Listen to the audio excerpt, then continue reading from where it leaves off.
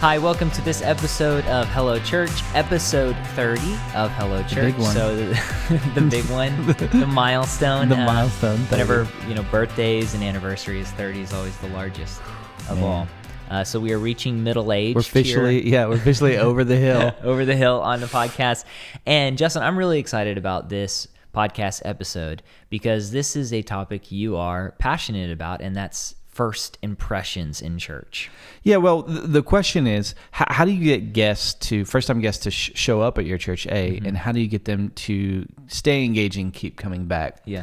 And really, it's about one thing only. It's about building trust. And the question I have is, how long does it take to build trust with a person or an organization? Like scientists say that you make snap judgments of people, right? Within milliseconds. But how long does it take an organization or a person to build trust? How many interactions? Like if we could quantify in interactions, how many interactions does it take for you to build trust with someone? Is it 5, 1? And it feels like now, especially in America today, that churches and pastors are not starting at the starting line. We're starting 10 or 20 feet behind the starting line. Because pastors in churches, for many people, are not seen as an authority anymore. And there's some great statistics from Barna, and I think in Christianity Today posted a great article a few years about this, but do people trust pastors in churches anymore? And that's becoming less and less because scandals, because of individualism, helicopter offerings. I mean, there's so many things that we could go to. And so when a person is considering church, there are a number of obstacles that they have to go through to even consider going to a church, let alone physically visiting a church. Yeah, well, and let's think about that, right? So how many visits, let's say there's a new family in your community. They have 2 kids. One kid is in children's church age and one kid is in nursery age. How many visits will it take them to develop trust with your church, with your congregation? All these processes and these systems and these security protocols. How many visits will it take for them to let their guard down, where they're not worried the entire worship service about whether their son's diaper is being changed often enough, or their daughter is nervous, or there's enough volunteers in kids' church? Is she afraid? Like, how many times? And to your point, they're less skeptical about the guy preaching on stage. How many times? How many visits does it take for them to build trust with, or your congregation, your church, to build trust with them? Is it 5 visits? Is it 10 visits? And when you think about that too, Barna has produced some great studies too, and I think this is sort of universally known. Like, people are attending church less and less, especially during 2020. Yeah. But even before that, right? What was it? Regular church attendance, if I believe correctly, was like 2 times a month. Yeah, and that was like, that wasn't like just the bottom of the barrel people. No, that was like average. People on average attend about twice a month. So let's say they're a new family in the community and they're not even your average. They're just trying to get their feet wet a little bit. Is that 1 time a month? So let's say it takes 5 to 10 interactions. Is that 5 to 10 months that it takes to build trust with this new family in your community? That's a long time. Oh man. And I feel like too, if you're talking about families with kids and first of all, you're thinking about the safety of the kids. I remember there was a period where I was in between ministry jobs, and I'm working here at Ministry Pass, but I wasn't a pastor anymore. And so I visited a lot of churches for 6 months, and going to churches and dropping your kids off, like it's not easy. I remember going into one church and there's like one room for kids 2 to 5. And there's a single toy in the middle of that room, and I walk in. It's like Hunger Games. And they're all nursery. just attacking that toy. And there's this one gentleman, and he's like, it's as if nobody visits the church, because he's like, I think there's maybe a form you should fill out, and he's going through all this stack. And they're like overly excited to see children. Yeah, they're hey, wow, young family. Look, Sister Papufnik, we got some kids here today. So it's just that alone, thinking about that, but then also thinking, okay, not just safety, but are my kids being taught God's word? What are they being taught? What am I being taught? I mean, there's so much just there to build trust with a congregation. What's their philosophy? Because everybody there are a lot of churches that have similar belief outlines on their website and what they're committed to and values, but sometimes it's hard to actually know if they're committed to that. And so this kind of bleeds into digital impressions, because you've talked in the past about how a digital impression could help as you build trust for that physical connection. Well, yeah, it goes back to this idea that if you can build trust with someone before they ever show up at your congregation, you can not only, this is great, right? For you to develop that relationship before they ever visit for the very first time, help them know what to expect, but also you can accelerate that process of building trust. So instead of taking 10 months, it can maybe even be 2 weeks. And one of the ways that you can do that is by offering helpful resources to very specific audiences. And let me back up. So you have people that come to your website. I believe the biggest opportunity for churches right now is to leverage the visitors on your website and on your social media pages. It's a great opportunity to begin the trust building process right then and there. Here's what I mean. So let's say you stand at the edge of your church property. You stand right next to the church sign. There's a road, and you can see cars driving by. You see them, right? You can count the cars.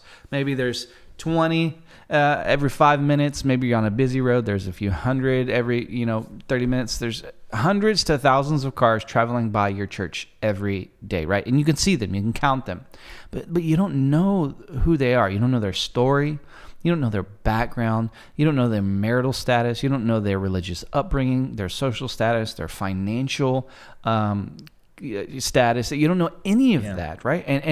And so how can you really help them if you don't know a lot about them? And the same thing is true of our website visitors, right? So it's the same thing. It's quantitative data. You can look at your Google Analytics, or if you have some sort of church platform that shows you how many visitors you got. It's like, oh, we had 962 visitors last month.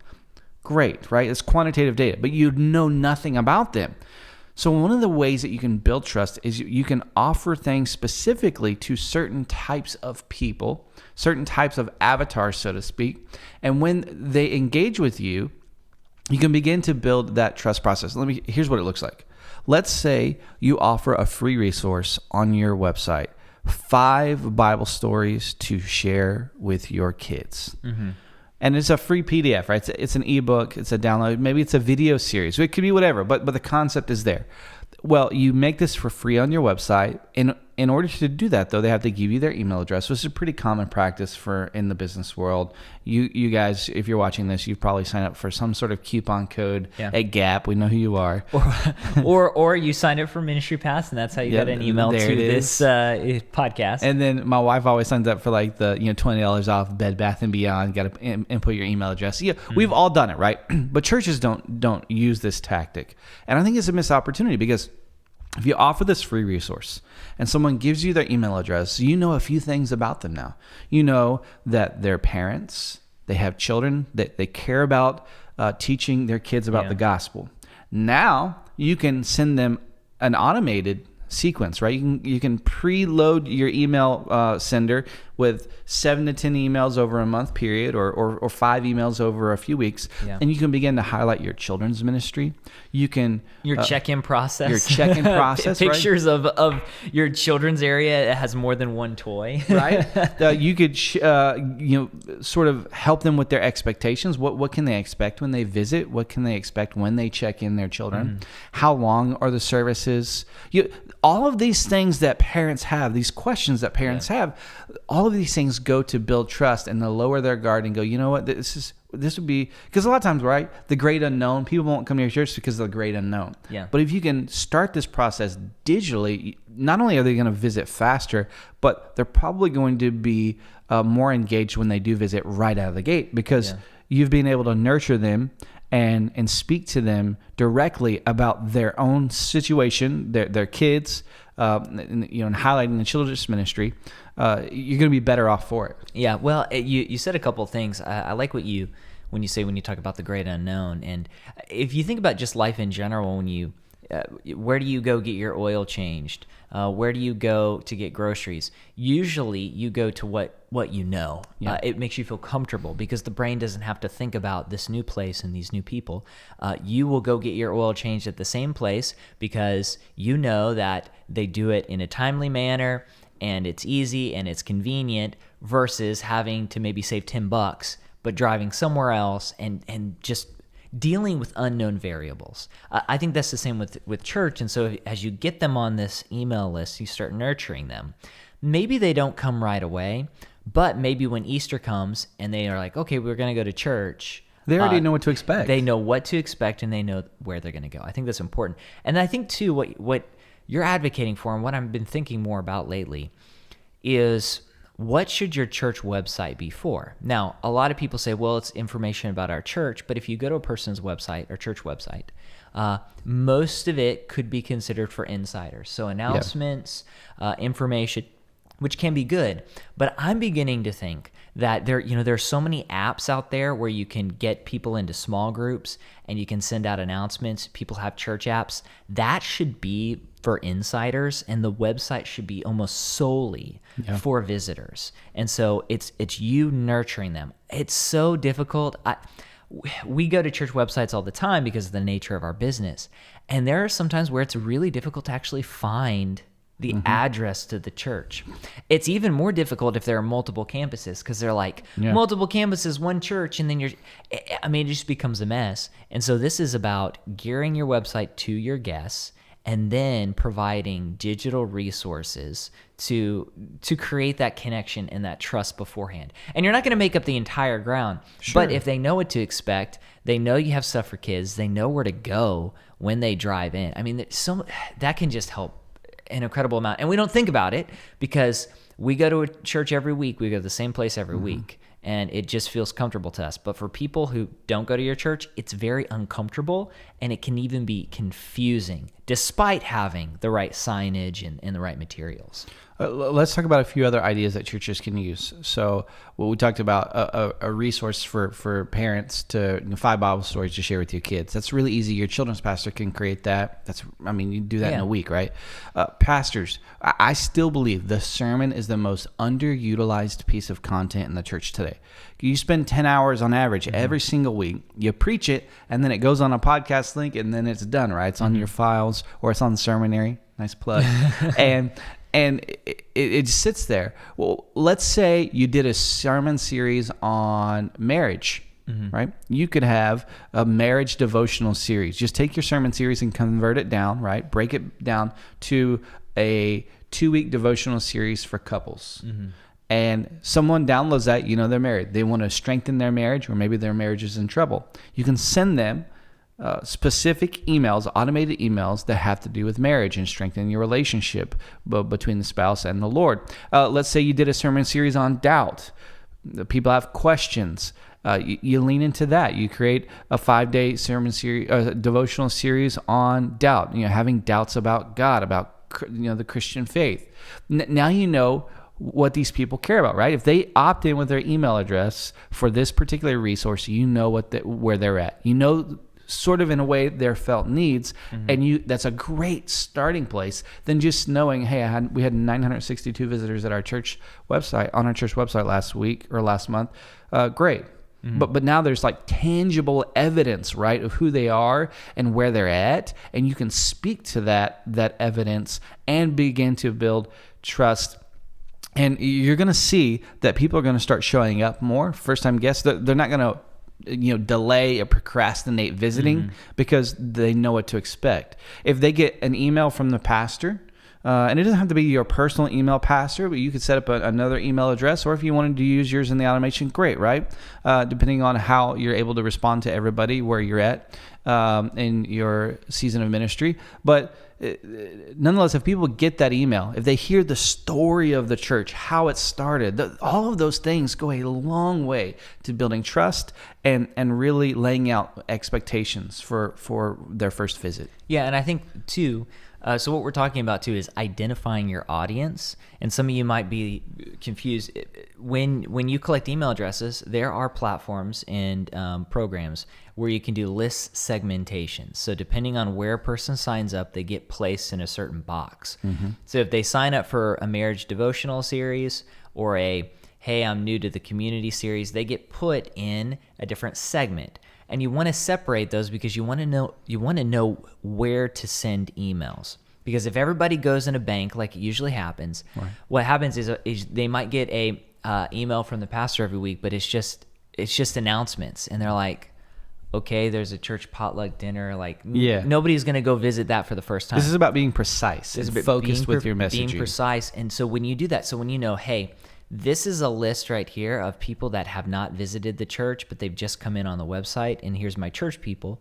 You send your church people one thing, and then you can send the other list something else. So that's what list segmentation is, and I think that's so important because you don't want to just send announcements. That's like, hey, Easter and Christmas is great, but other stuff, you want to find a way to continue to build that trust. And two, with a lot of Christians in our country, when we read about Christians in the news, usually it's people on the extremes, don't we? We either learn about the ultra saints or we learn about the people who are just crazy wackos. And so you have to overcome that when people are visiting church. Like, what kind of church is this? So if you know someone's a guest, you can send them a marriage series, something clear, precise, gospel or Jesus focus. And so they realize, okay, these people aren't crazy. They seem to be genuine in their faith. So it's all about messaging and continuing to build that trust. But yeah, you need to find a way to segment those lists out. And there are a lot of different platforms that can help you do that. Yeah, and another thing, and I'll end it with this. I know we've talked a lot about list segments, having these different channels, so to speak, with your email list provider or sender. Maybe use MailChimp or ActiveCampaign, or I think Church Community Builder sends emails as well. Whatever the case, make sure that you're able to segment those out like Wade was talking about, because you can focus messaging for focused people groups. Another way that you can build trust, and I know this is sort of a more expensive way, but I'm telling you, this is the fastest way to build trust. That is the most costly, but is the fastest way to build trust with your congregation, but also your community and new guests. Have you ever seen pastors that will release a book? They'll release a book, or it's they can take a sermon series and then make it into a book. And I know you've probably seen this out there on social media, and you thought, those pastors are being a little pretentious or whatever. But think about this. If you're able to take, let's say you did 2 sermon series 2 years in a row on marriage, and you did 4 weeks, you have 8 weeks of content on marriage, and you write a book, or there are services out there that can help you edit that book as well, take all of that content that you have. Well, then you weave the story of your own marriage, of how the church began. Your struggles as a young couple planning that church in a new community, the struggles as being young parents. Like the church's story is weaved throughout, and what God has done, right, through your church and in the community throughout the years. If someone shows up for the first time and you give them that book and they go home, they literally can know your church history, the story of your pastors, the culture, the DNA of the church.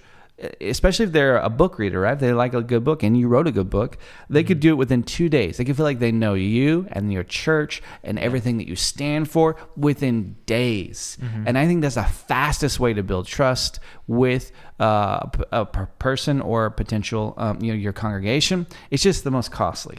Yeah. Well, and there are ways around it. I think that's the best way too. Maybe what you need to do to start out is do a sermon series that's like 2 or 3 weeks long, and it's like the story of our church, the history behind it, and what God wants to do in the future. And then you can email that out, and you can say, hey, here's a quick podcast that tells you a little bit about us. And once again, you're helping people manage their perceptions of you and of Christians in general and of your church. And when they have that connection, have you ever read a book, Justin, where someone talks about their life, like a memoir or something, and then you met that person? And I remember, I think most Christians our age read Blue Like Jazz, and I remember meeting Donald Miller once, and I felt like I knew him. Obviously I didn't, right? And it was just a quick interaction.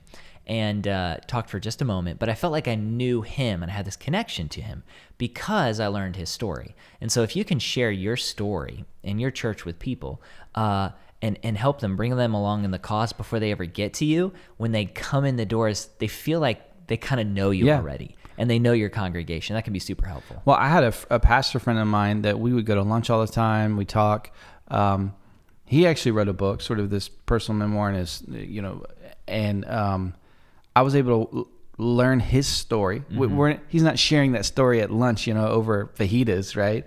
But when I read that book, my appreciation for him, right, and my respect for him grew even more because I hadn't known all of those things. We're just, small talking when we get together. Yeah. And so maybe someone in your congregation, they feel like they know you a little bit, but if you're able to take some of your sermon content and make it into a book, even if it's an ebook, right? It's a free download, a PDF download on your church website. They're going to feel like they know you, and when people feel like they know you, that trust process, that relationship, just that accelerates so much. It can, at least over a short period of time, as they're reading this book. So you can start with your website. We talked about that. Do 5 Bible stories. Have your children's worker or your children's leader or your youth leader. You can. Literally, it's like a buffet at your disposal of different types of resources you can make available for free on your website to the different people groups. I think it would be important too to say, hey, we want to target parents with teenagers, parents with children, people that care about marriage, people that have questions about God, new people in the community. That's 6 different ideas. They have to give you their email address, but those are 6 different channels for you to have focused messaging, and you can make it all automated. You're not having to send out an email every time someone signs up, right? Yeah. It's all automated. It goes out, and you can control it. MailChimp can do that really easily.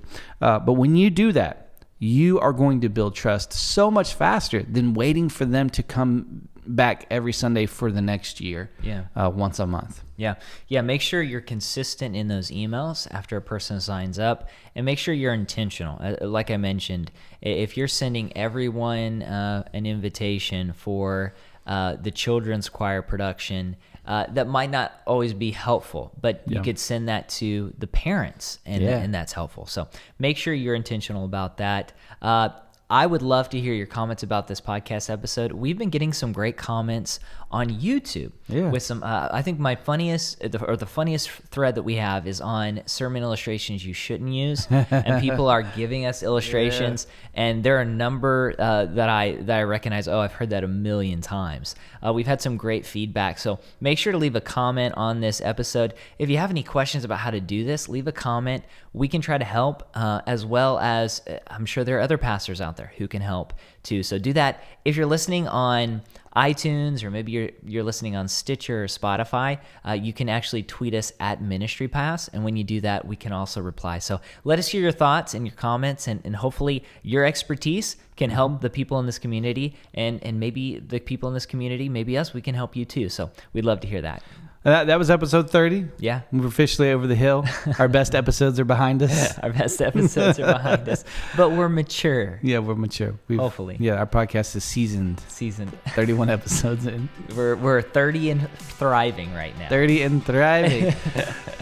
Can we get signs made in the back when we hit 40? Like, Lordy, Hello Church is 40. Midlife crisis podcast episode. Yeah. We can do that. Well, yeah, we'll take a few rabbit trail episodes when we hit 40. Thank you guys so much. We'll see you next time.